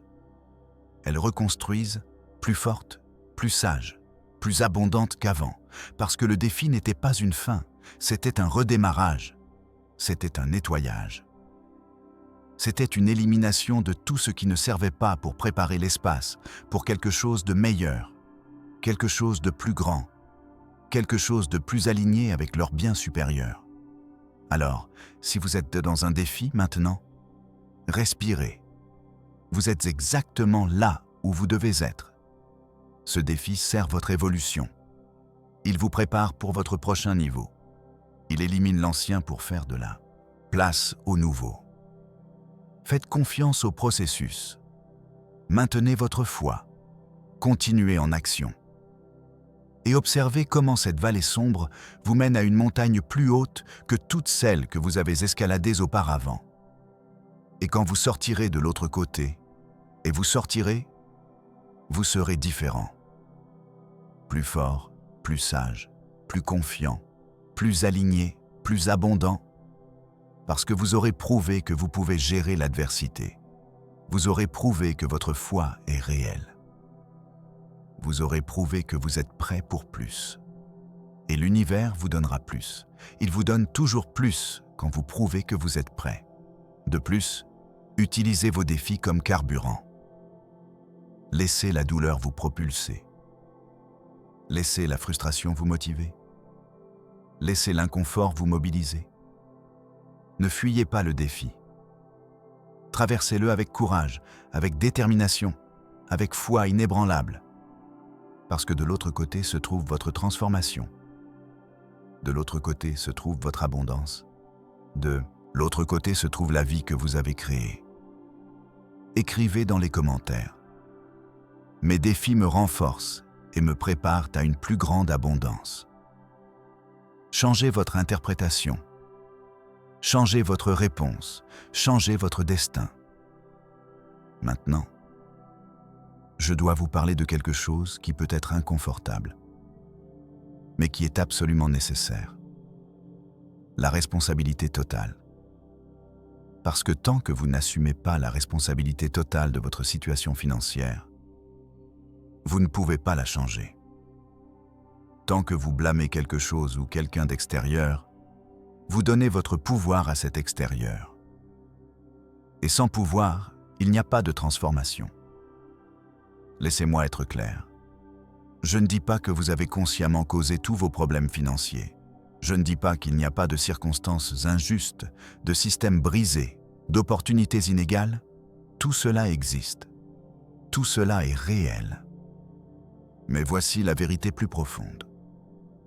Peu importe ce qui a causé votre situation, vous êtes responsable de la changer. Voyez-vous la différence ?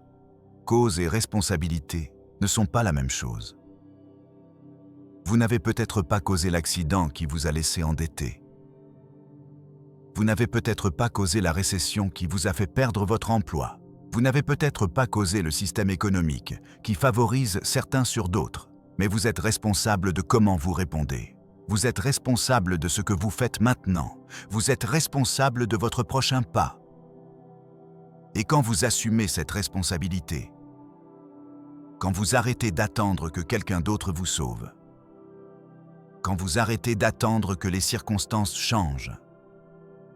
Quand vous arrêtez d'attendre le moment parfait, alors vous récupérez votre pouvoir.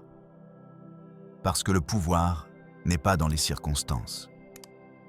Le pouvoir est dans votre réponse aux circonstances. Viktor Frankl a survécu au camp de concentration nazi, la pire circonstance imaginable. Et au milieu de cet enfer, il a découvert quelque chose de profond. Entre le stimulus et la réponse, il y a un espace. Dans cet espace se trouve notre pouvoir de choisir notre réponse. Dans notre réponse réside notre croissance et notre liberté. Vous avez toujours cet espace.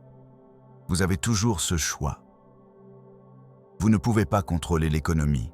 Vous ne pouvez pas contrôler le marché. Vous ne pouvez pas contrôler ce que font les autres.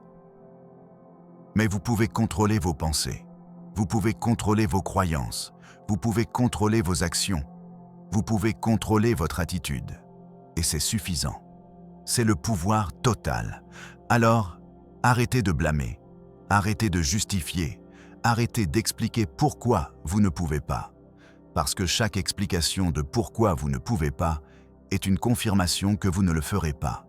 Chaque justification de votre situation actuelle est une ancre qui vous maintient là. Chaque blâme que vous projetez est du pouvoir que vous donnez. Au lieu de cela, demandez-vous: que puis-je faire maintenant? Qu'est-ce qui est sous mon contrôle? Quelle action puis-je prendre aujourd'hui qui améliore ma situation? Elle n'a pas besoin d'être une grande action. Elle peut être petite. Elle peut être un pas minuscule. Mais elle doit être la vôtre. Elle doit être votre choix. Elle doit être votre responsabilité. Et quand vous prenez cette action, quand vous assumez cette responsabilité, quelque chose change. Votre énergie change. Votre vibration change. Vous arrêtez d'être victime et vous devenez créateur. Vous arrêtez de réagir et vous commencez à diriger. Vous arrêtez d'être effet et vous devenez cause. Et l'univers répond à cela. L'univers répond au créateur, pas aux victimes. Maintenant, la responsabilité totale signifie aussi reconnaître vos erreurs. Nous avons tous fait des erreurs financières. Nous avons tous pris de mauvaises décisions. Nous avons tous gaspillé de l'argent. Nous avons tous perdu des opportunités. Et c'est correct. Les erreurs sont des enseignants. Ce sont des retours. Ce sont des informations. Ce sont des opportunités d'apprendre. Mais vous devez les reconnaître. Vous devez les regarder honnêtement. Non pas pour vous punir, non pas pour vous sentir coupable, mais pour apprendre, pour extraire la leçon, pour ne pas répéter la même erreur. Parce que la définition de la folie est de faire la même chose encore et encore, en attendant des résultats différents.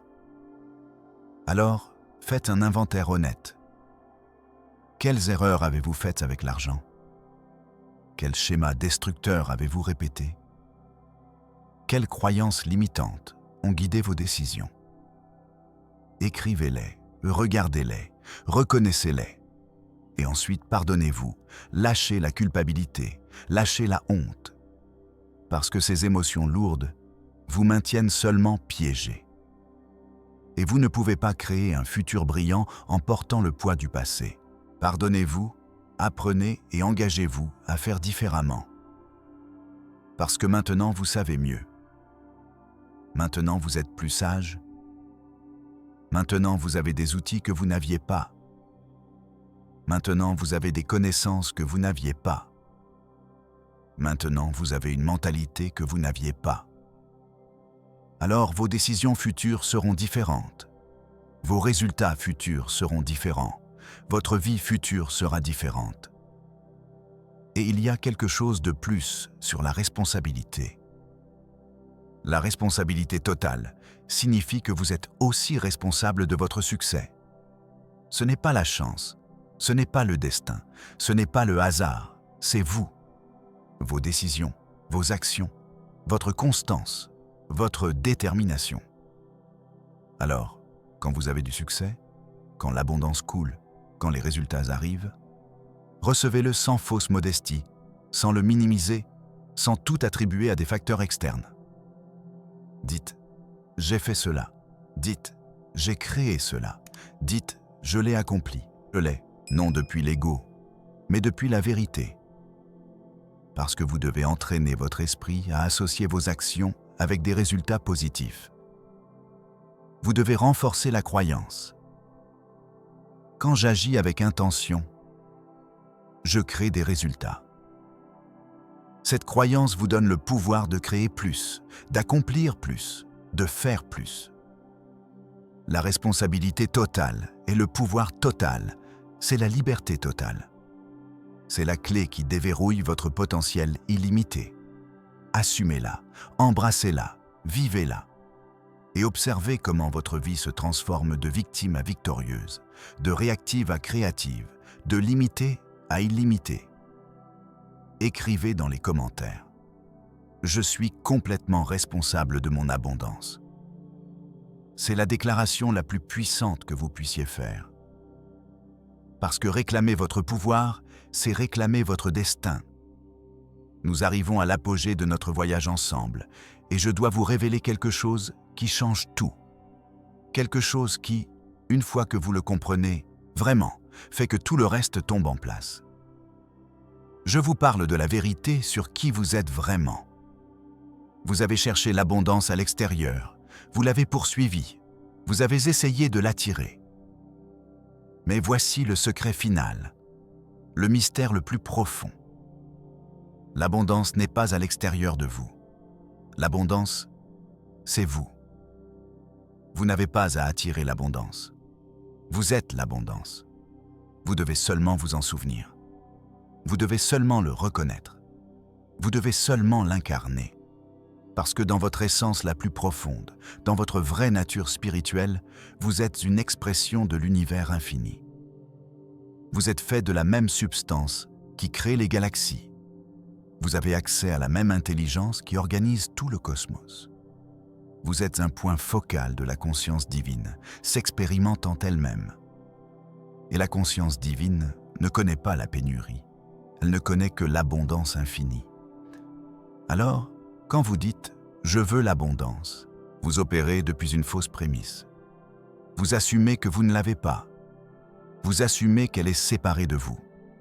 Vous assumez que vous devez l'obtenir. Mais vous ne pouvez pas obtenir ce que vous êtes déjà. Vous pouvez seulement le reconnaître. Vous pouvez seulement vous aligner avec. Vous pouvez seulement l'exprimer. Ce n'est pas de la philosophie abstraite. Ce n'est pas une métaphore poétique. C'est la vérité littérale de votre être. Vous êtes l'abondance qui marche. Vous êtes la richesse incarnée. Vous êtes la prospérité en forme humaine. Vous l'avez toujours été. Vous le serez toujours. La seule question est, le reconnaissez-vous? L'acceptez-vous? Le vivez-vous? Et voici pourquoi cela importe tant. Quand vous reconnaissez que vous êtes l'abondance, vous arrêtez de la chercher. Vous arrêtez de la poursuivre. Vous arrêtez d'en avoir besoin. Et ce manque de besoin est magnétique. Parce que le besoin repousse, la complétude attire. Quand vous vibrez depuis « Je suis l'abondance », il n'y a pas de manque dans votre signal, il n'y a pas de désespoir dans votre énergie, il n'y a pas de vide dans votre fréquence. Il y a la plénitude, il y a la certitude, il y a le pouvoir. Et l'univers répond à ce pouvoir, l'argent répond à ce pouvoir, les opportunités répondent à ce pouvoir, parce que le pouvoir reconnaît le pouvoir, l'abondance reconnaît l'abondance. Le semblable attire le semblable. Cela a toujours été ainsi, cela sera toujours ainsi. Alors arrêtez de poursuivre, commencez à incarner. Arrêtez de chercher, commencez à être. Arrêtez d'essayer d'attirer, commencez à irradier. Parce que quand vous irradiez l'abondance depuis votre être, l'abondance externe se matérialise automatiquement. Non par effort, mais par alignement, par résonance, par loi naturelle. Et cela change tout. Cela change comment vous vous réveillez. Vous ne vous réveillez plus en vous demandant comment vous allez obtenir de l'argent aujourd'hui. Vous vous réveillez en sachant « Je suis l'abondance ». Comment vais-je l'exprimer aujourd'hui? Cela change comment vous travaillez. Vous ne travaillez plus depuis le besoin. Vous travaillez depuis le débordement, depuis le désir de créer, depuis l'amour du service. Cela change comment vous dépensez.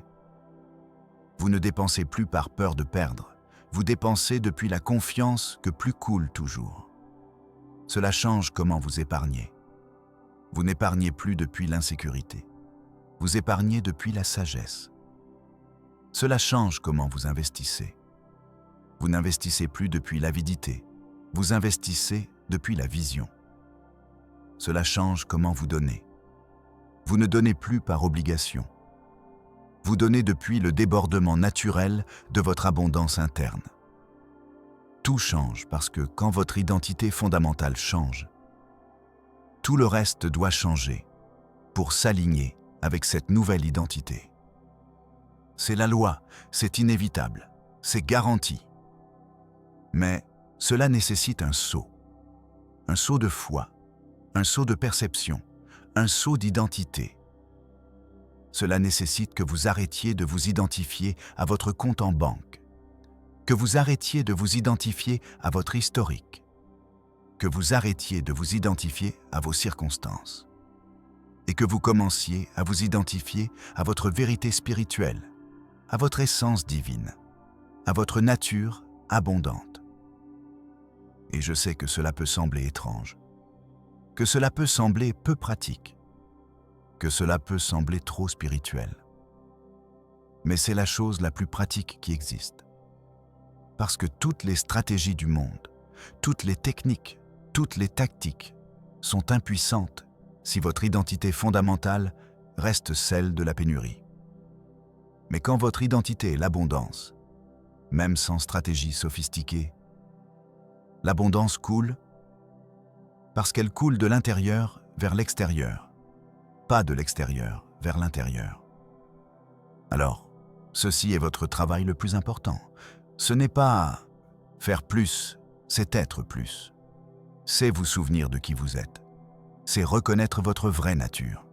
C'est vous aligner avec votre essence. Et depuis cet endroit d'alignement, tout le reste coule. Le bon faire, les bonnes opportunités, les bonnes connexions, les bons résultats. Alors, fermez vos yeux un moment, respirez profondément et répétez intérieurement « Je suis l'abondance. Je suis la richesse. Je suis la prospérité. Je ne cherche pas ce que je suis. Je l'exprime seulement. Je le vis seulement. Je l'irradie seulement. » Ressentez ces mots. Laissez-les pénétrer chaque cellule. Laissez-les reprogrammer chaque croyance. Laissez-les transformer votre identité fondamentale. Parce qu'en ce moment, pendant que vous lisez ceci, pendant que vous absorbez ceci, pendant que vous permettez à cette vérité de vous transformer, vous vivez le changement le plus profond possible. Ce n'est pas un changement de circonstance. C'est un changement de conscience. Et quand la conscience change, les circonstances n'ont pas d'autre choix que de suivre. Écrivez dans les commentaires « Je suis l'abondance illimitée ». Non comme affirmation, comme déclaration de vérité, comme reconnaissance de qui vous avez toujours été. Et observez comment à partir de ce moment, votre vie commence à refléter cette vérité avec de plus en plus de clarté. Maintenant, après avoir compris votre vraie nature, vous devez comprendre comment vivre depuis cette vérité moment à moment. Parce qu'une chose est d'avoir un éveil, et une autre chose est de maintenir cet éveil au milieu de la vie quotidienne. Une chose est de ressentir la vérité en ce moment, et une autre chose est de l'incarner quand la prochaine facture arrive. Le prochain défi, la prochaine tentation de retourner au vieux schéma. Alors, laissez-moi vous donner des pratiques concrètes, des rituels quotidiens qui maintiendront votre fréquence haute, qui ancreront votre nouvelle identité, qui feront de l'abondance votre état naturel, pas un pic occasionnel. Premièrement, votre rituel matinal. Les 30 premières minutes après le réveil sont les plus importantes de la journée. Parce que dans ces premiers moments, votre esprit subconscient est plus réceptif. Les portes sont plus ouvertes. Ce que vous plantez dans ces premiers moments grandira pendant toute la journée. Alors, ne vérifiez pas votre téléphone. Ne sautez pas du lit en courant. Ne permettez pas au monde d'envahir votre conscience avant que vous ayez établi votre propre fréquence. Au lieu de cela, restez au lit pendant 5 minutes. Respirez consciemment. Ressentez la gratitude d'être vivant, d'avoir un autre jour, d'avoir une autre opportunité d'exprimer votre abondance. Ensuite, répétez vos affirmations à voix haute, si possible, avec émotion, conviction. Je suis l'abondance. L'argent coule vers moi facilement. Je suis un aimant pour les opportunités. Tout ce que je touche prospère. L'univers conspire en ma faveur. 10 minutes tous les jours sans exception, parce que la répétition crée la réalité. Ensuite, visualisez. Fermez vos yeux et voyez votre journée parfaite. Voyez-vous recevoir de bonnes nouvelles? Voyez-vous conclure cette affaire? Voyez-vous recevoir cet argent? Voyez-vous vivre dans l'abondance? Mais ne le voyez pas seulement, ressentez-le. Comment est-ce de l'avoir? Comment est-ce d'être réussi? Comment est-ce la sécurité financière? Ancrez dans cette émotion, parce que l'émotion est le langage du subconscient. Ensuite, lisez quelque chose d'inspirant. Une page d'un livre qui vous élève, un chapitre de sagesse, un passage qui vous rappelle votre pouvoir. Nourrissez votre esprit avec ce que vous voulez cultiver, pas avec ce que vous voulez éliminer, parce que votre esprit est un jardin. Ce que vous arrosez grandit, ce que vous négligez meurt. Et ensuite, bougez. Faites de l'exercice, même si c'est 10 minutes, parce que votre corps est votre temple. Votre corps est le véhicule de votre abondance. Prenez-en soin, respectez-le, énergisez-le. Parce que l'abondance physique nécessite de l'énergie physique, nécessite de la vitalité, nécessite de la santé. C'est votre rituel matinal. 30 minutes qui programment votre journée entière. 30 minutes qui déterminent votre vibration. 30 minutes qui créent de votre réalité. Ne les négociez jamais. Ne les sacrifiez jamais. Elles sont sacrées. Elles sont non négociables. C'est votre investissement le plus important. Deuxièmement, votre pratique pendant la journée. Tout au long de la journée, maintenez la conscience. Observez vos pensées. Quand une pensée de pénurie apparaît, reconnaissez-la. Ah, voilà l'ancienne programmation. Mais ne vous battez pas avec elle. Ne la résistez pas. Remplacez-la simplement. Merci de partager. Mais je choisis de penser différemment. Je suis l'abondance. Pratiquez la gratitude constamment. Chaque fois que vous recevez quelque chose, dites merci. Chaque fois que vous voyez quelque chose de beau, dites merci. Chaque fois que vous vivez quelque chose d'agréable, dites merci. Parce que la gratitude maintient votre vibration haute. Et la vibration haute attire plus de choses pour lesquelles être reconnaissant. Et pendant la journée, prenez une action alignée. Pas une action par peur, pas une action frénétique, mais une action inspirée, une action qui vient de l'intuition, une action qui semble juste. Parce que quand vous agissez depuis l'alignement, chaque action est puissante, chaque pas vous rapproche, chaque effort se multiplie. Troisièmement, votre rituel nocturne. Avant de dormir, révisez votre journée. Qu'est-ce qui s'est bien passé? Pourquoi êtes-vous reconnaissant? Quel progrès avez-vous fait? Peu importe sa petitesse. Célébrez, reconnaissez, appréciez. Parce que ce que vous célébrez, c'est tant. Et si quelque chose s'est mal passé, si vous avez fait une erreur, si vous vous êtes dévié de votre vibration, ne vous punissez pas. Reconnaissez-le simplement. Aujourd'hui, je n'ai pas été à ma meilleure version. Demain, je ferai mieux. Apprenez, lâchez, pardonnez. Parce que le pardon libère l'énergie pour créer du nouveau. Et ensuite, avant de dormir, répétez vos affirmations à nouveau, avec émotion, avec gratitude, avec certitude. Parce que la dernière chose à laquelle vous pensez avant de dormir est traitée toute la nuit, s'imprime plus profondément, devient votre vérité plus rapidement. Et dormez bien, parce que le repos est sacré. Le repos est quand votre subconscient réorganise. C'est quand votre corps se restaure. C'est quand votre énergie se renouvelle. Ne sacrifiez pas votre sommeil pour travailler plus, parce que travailler sans énergie est inefficace. Se reposer profondément est productif. Ces pratiques ne sont pas optionnelles si vous voulez maîtriser l'énergie de l'argent. Elles sont essentielles. Elles sont fondamentales. Elles sont la différence entre connaître la vérité et la vivre, entre comprendre les principes et les incarner, entre vouloir l'abondance et l'être. Alors engagez-vous. Pas pour une semaine, pas pour un mois, pour le reste de votre vie. Parce que ces rituels ne sont pas des tâches. C'est votre nouveau style de vie. C'est comment vous vivez comme la personne abondante que vous êtes.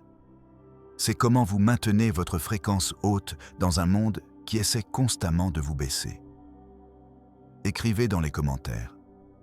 Je m'engage à mes rituels quotidiens d'abondance. Cet engagement public vous rend responsable, vous maintient concentré, vous garantit des résultats. Maintenant, nous arrivons à un point crucial. Vous avez appris les 7 étapes. Vous avez compris votre vraie identité. Vous avez reçu les pratiques quotidiennes. Mais tout cela sera inutile si vous ne prenez pas la décision la plus importante de toutes. La décision de commencer maintenant. Pas demain, pas quand vous serez prêt, pas quand les circonstances seront parfaites. Maintenant, en ce moment précis. Parce que voici la vérité que peu comprennent. Vous ne serez jamais complètement prêt. Vous n'aurez jamais toutes les réponses. Toutes les étoiles ne s'aligneront jamais parfaitement. Il y aura toujours une raison d'attendre. Il y aura toujours une excuse pour reporter. Il y aura toujours un mais. Et si vous attendez que tout soit parfait, vous attendrez toute votre vie. Et la vie que vous auriez pu vivre, l'abondance que vous auriez pu expérimenter, l'impact que vous auriez pu créer, restera dans le royaume des possibilités non manifestées. Napoleon Hill a découvert quelque chose de fascinant dans ses recherches. Les 500 millionnaires qu'il a étudiés avaient quelque chose en commun. Ils ont tous pris des décisions rapides. Ils n'ont pas attendu, ils n'ont pas suranalysé, ils n'ont pas demandé la permission. Ils ont vu l'opportunité, ils ont pris la décision, ils ont agi et ils ont ajusté en chemin. C'est la formule. Décision rapide, action immédiate, ajustement constant. Alors, voici ma question pour vous en ce moment. Êtes-vous prêt à décider? Êtes-vous prêt à vous engager complètement dans votre transformation financière? Êtes-vous prêt à faire ce qui est nécessaire? Êtes-vous prêt à maintenir votre foi même quand vous ne voyez pas de résultats immédiats? Êtes-vous prêt à persister quand les autres abandonnent? Êtes-vous prêt à être la personne abondante que vous savez pouvoir être? Si la réponse est oui, alors c'est votre moment. C'est votre point d'inflexion. C'est le moment où votre vie se divise en avant et après. Avant cette décision, après cette décision. Et tout ce qui vient après sera déterminé par la fermeté de votre engagement maintenant. Et vous devez comprendre quelque chose. Votre engagement sera testé. l'univers testera votre détermination. Il enverra des obstacles, il enverra des doutes, il enverra des tentations de retourner à vos vieux schémas. Non pour vous punir, mais pour vous renforcer, pour s'assurer que vous êtes vraiment prêt, pour garantir que quand l'abondance massive arrive, vous avez le caractère pour la gérer. Alors, quand les tests arrivent, et ils arriveront, souvenez-vous de ce moment. Souvenez-vous de votre décision. Souvenez-vous de votre engagement. Souvenez-vous pourquoi vous avez commencé. Parce que dans les moments sombres, quand tout semble aller mal, quand votre foi vacille, quand vous voulez abandonner, ce sera votre décision originale qui vous maintiendra debout. Ce sera votre engagement initial qui vous propulsera en avant. Ce sera votre pourquoi profond qui vous donnera la force pour un pas de plus. Et laissez-moi vous dire quelque chose de plus. Vous n'êtes pas seul dans ceci. Il y a une force invisible qui vous soutient. L'univers entier conspire en votre faveur. Il y a une intelligence infinie qui orchestre des événements, prépare des rencontres, aligne des opportunités. Tout ce que vous devez faire, c'est maintenir votre part. Maintenir votre fréquence, maintenir votre action, maintenir votre foi. Et il y a des milliers, des millions de personnes dans le monde entier qui sont sur le même voyage, qui sont engagées dans la même transformation, qui élèvent leur conscience financière, qui maîtrisent l'énergie de l'argent. Vous faites partie d'un mouvement global, partie d'un éveil collectif, partie d'une nouvelle réalité qui se crée.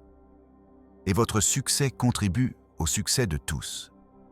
Parce que quand l'un s'élève, il élève tous.